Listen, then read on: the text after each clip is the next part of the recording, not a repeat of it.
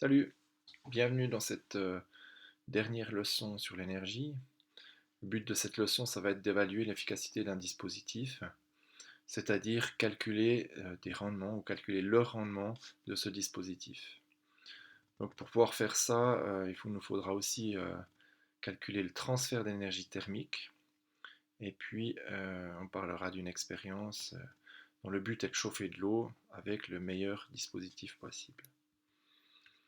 Alors, avant tout, pour savoir de quoi on parle, j'ai pris l'exemple de deux voitures identiques, si ce n'est le type de moteur. À gauche, une voiture qui possède un moteur électrique et à droite, une voiture qui possède un moteur à essence, c'est-à-dire un moteur à explosion. J'ai fait quelques petits calculs pour savoir quelle était l'énergie nécessaire ou l'énergie nécessaire pour faire rouler une voiture électrique et une voiture à essence pour rouler 400 km. Alors, dans le cas de la voiture électrique, on a besoin de 223 300 kJ. Et pour la même distance, 400 km, la voiture à essence, il faut 792 000 kJ, ce qui correspond à 24 litres consommés, donc 6 litres au 100. Donc dans un cas, on a un rendement qui est de plus de 60% à peu près, et dans l'autre cas, on a un rendement qui est de moins 30%, moins de 30%. Donc on voit qu'il y a des rendements qui sont bien différents. Alors rendement, ça signifie finalement euh, ça permet d'évaluer quelle est la quantité d'énergie utilisée pour ce qu'on veut et par rapport à l'énergie perdue. Donc on voit que ici, dans le cas de la voiture électrique, il y a à peu près 40%. Après, ça va dépendre des types de moteurs et puis de l'efficacité de chaque voiture. Mais dans ce cas-là, si je prends les 60%, c'est-à-dire que 60% de l'électricité fournie par la batterie va permettre de faire rouler la voiture. Et puis il y aura 40% qui seront perdus pour ce qu'on cherche à faire, c'est-à-dire faire rouler la voiture. Alors, où part ces 40%? Ben, j'ai dessiné ici le diagramme d'énergie. Et en fait, ce qu'on voit, c'est que dans cette étape-là, il y a une perte ou une fuite d'énergie thermique dans le milieu environnant, puisque la batterie aura tendance à chauffer. Et lorsque le moteur fonctionne, il chauffe aussi et il perd de l'énergie thermique. Perd pour la voiture. Ici, alors bon, j'ai simplifié ce diagramme hein, parce que évidemment que j'ai noté que l'essence qui brûle chauffe le moteur. C'est en fait l'essence qui brûle, hein, qui explose, fait tourner, fait fonctionner, enfin, fait fonctionner les pistons qui vont faire tourner le moteur. Donc j'ai simplifié vraiment. Le but c'est pas de comprendre comment fonctionne un moteur, mais c'est de comprendre où cette énergie est perdue finalement. Donc, ce qu'on voit ici, c'est que c'est le même diagramme qu'avant, que pour le moteur électrique, mais les pertes d'énergie thermique, hein, les fuites d'énergie thermique sont bien plus importantes dans un moteur à explosion, euh, puisque le rendement est que de 30%, c'est-à-dire que 70% de l'énergie contenue dans ces 24 litres d'essence vont partir en chaleur à l'extérieur de la voiture. Voilà. Alors maintenant, on va prendre une situation assez simple pour apprendre à calculer le rendement d'un dispositif. Alors je prends l'exemple de chauffer 4 décilitres d'eau de 20 degrés à 90 degrés. Donc pour calculer le rendement de ce dispositif, j'ai d'abord besoin de calculer l'énergie thermique théorique, ce qu'on appelle l'énergie utile, qui est nécessaire pour chauffer 4 décilitres d'eau, c'est-à-dire l'énergie minimale dans un dispositif parfait, sans aucune fuite d'énergie, euh, quelle serait la quantité qu'il faut absolument fournir à l'eau pour augmenter la température de 20 degrés à 90 degrés quand on a 4 décilitres d'eau. Alors on va utiliser cette formule-là. Cette formule, alors c'est de l'énergie thermique, mais finalement on appelle ça l'énergie utile. Alors comment calculer? On prend la masse de ce qu'on veut chauffer. Ici, c'est le volume est de 4 décilitres, donc 0,4 kg. Le C, c'est la chaleur massique. Et puis le delta T, c'est-à-dire la différence de température, donc 70 degrés ici, la différence entre 20 et 90, 70 degrés. Et d'un autre côté, on va mesurer l'énergie réellement fournie au dispositif, c'est-à-dire que fournit comme énergie cette plaque de cuisson ici, pour pouvoir réellement chauffer cette eau, ces 4 décilitres d'eau de 20 degrés à 90 degrés. Alors pour ceci, on va utiliser cette formule que tu as déjà vue. C'est la puissance électrique de l'appareil, puissance de l'appareil, ici ce sera une puissance électrique, multipliée par le temps nécessaire pour chauffer cette eau.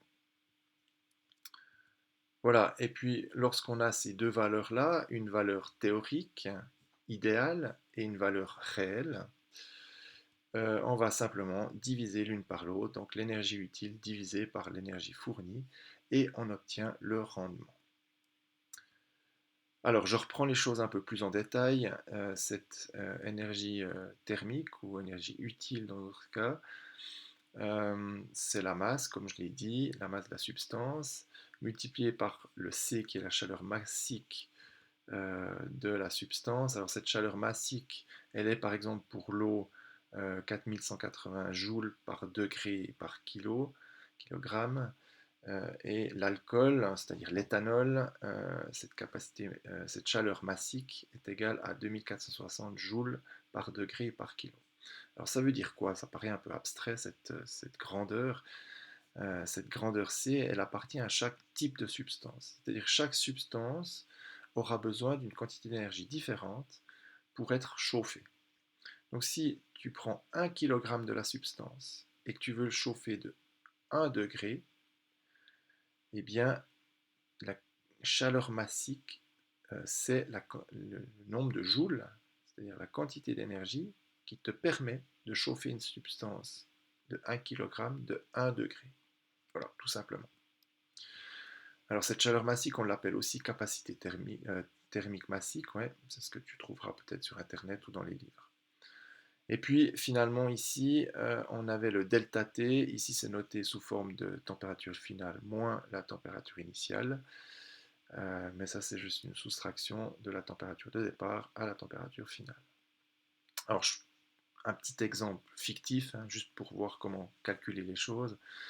Pour l'énergie nécessaire à chauffer 3 kg d'alcool de 20 degrés à 50 degrés, c'est tout simplement la masse, c'est-à-dire les 3 kg, la chaleur massique, on l'a vu ici, 2460 pour l'alcool, fois le delta T, la différence de température entre le départ et l'arrivée, c'est-à-dire ces 30 degrés ici. Tu multiplies le tout et tu obtiens, dans ce cas-là, 221 400 joules pour chauffer 3 kg d'alcool de 20 degrés à 50 degrés. Quelques exemples ici de chaleur massique. Alors évidemment, ces chaleurs massiques, tu ne peux pas les deviner. Ça a été calculé, ça se trouve dans des tables numériques, ça se trouve sur Internet, dans des livres de physique. Par exemple, pour l'eau, tu vois que c'est les 4185 dont on a parlé, mais cette chaleur dépend aussi de l'état de la matière, hein, ça change si c'est gazeux ou solide. Inutile de connaître ça par cœur, tu les as maintenant, donc tu peux les utiliser si nécessaire. Voilà, puis il y avait cette autre formule, déterminer l'énergie réellement fournie, donc la puissance de l'appareil fois le temps nécessaire. Alors l'énergie sera calculée en joules si le temps est en secondes et la puissance est en watts. Alors, le temps, on le chronomètre simplement la mesure simplement avec un chronomètre. Et puis la puissance, alors soit elle est mesurée avec un énergimètre, ou alors si on n'a pas d'énergimètre, on peut lire sur l'appareil. Tous les appareils électriques ont quelque part une étiquette où il est noté la puissance de l'appareil. Mais dans le cas d'une plaque comme celle-ci, la puissance ne sera pas forcément très régulière, ou si on ne met pas À fond, ce sera forcément 1000 watts, donc il vaut mieux mesurer quand on a un énergimètre. Voilà, si je reprends mon exemple ici, alors j'ai simplement la quantité d'énergie fournie par la plaque de cuisson pour chauffer 3 kg d'alcool de 20 degrés à 50 degrés. Donc cette quantité d'énergie fournie, c'est 1000 watts fois les 300 secondes, parce qu'il a fallu 5 minutes, hein, encore une fois c'est un exemple fictif, mais s'il a fallu 5 minutes pour chauffer ces 3 kg d'alcool, on va noter en secondes, donc 300 secondes, et ça nous fait 300 000 joules. Voilà. Et puis alors pour calculer le rendement, simplement on va faire l'énergie utile, la quantité d'énergie utile divisée par la quantité d'énergie fournie. C'est-à-dire dans notre exemple, j'ai parlé jusqu'à maintenant, on va faire les 221 400 joules divisé par 300 000 joules, ce qui nous donne 0,738, c'est-à-dire environ égal à 74%. Voilà. Ça, c'était un exemple, il ne faut pas le raccrocher à quelque chose de bien précis, c'était juste pour voir comment faire les calculs réellement. Voilà, alors on parle de rendement, quelques rendements d'appareils typiques. Alors, si on voit une résistance chauffante, 95%, une bouilloire électrique de 80-90%, tout ça, on va le faire, on va l'expérimenter, on va mesurer expérimentalement les rendements de ces différents appareils. On verra si on arrive à ces mêmes rendements-là. Et puis alors, voilà quelques rendements pour d'autres appareils, comme des moteurs, comme des lampes, différentes lampes. Et puis ici, des producteurs d'électricité.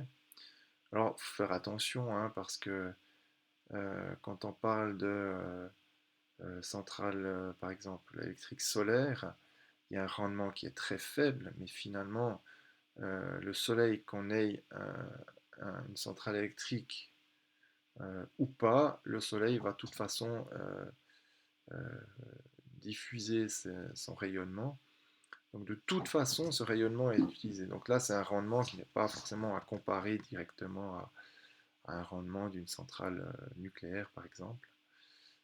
Puisque la centrale nucléaire, on va vraiment utiliser le combustible nucléaire qu'on est allé chercher dans des mines, ce qui n'est pas le cas du solaire, ce qui n'est pas le cas non plus de l'électricité éolienne, puisque, de nouveau, qu'on mette des éoliennes ou pas, le vent y souffle la même chose. Bien, donc en classe, nous testerons expérimentalement plusieurs dispositifs, comme je l'ai dit. Ça se trouve à la fiche S717, on fera ça. Quand on le fera, comme tu te seras exercé, tu seras à même de t'en sortir tout seul et de comprendre ce qu'on fait. Si je résume les choses, on retrouve les mêmes formules que la dernière leçon, si ce n'est une formule ici dans le domaine général qui est simplement l'énergie en lien avec la puissance. Alors nous, on l'a vu avec l'électricité, comme c'est le cas ici, mais on peut simplement imaginer une puissance d'un appareil qui n'est pas électrique, multiplié par le temps, et on obtiendra une énergie en joules. Dans le domaine de la chaleur, alors on l'a vu, hein, l'énergie fournie, on peut la calculer comme ceci, l'énergie utile, pardon, on peut le calculer comme ceci, la masse fois la chaleur massique fois le delta T, et puis on retrouve ici en bas le calcul du rendement. Donc pour la prochaine leçon, je te demande de prendre le temps de réécouter cette vidéo, si nécessaire, mettre de l'ordre dans tes idées pour être sûr d'avoir bien tout compris, d'aller lire ou relire les pages S736 à 39 des fiches de synthèse, où tu retrouveras la plupart des informations que j'ai données, mais aussi d'autres informations complémentaires qui te permettront certainement de mieux comprendre tout ça. Et puis finalement, d'aller faire les exercices 26 à 29, plus le 35, plus le 37, qui te permettront de vérifier que tu as compris tout ça, que tu sais calculer différents types d'énergie dans différentes situations et différents rendements.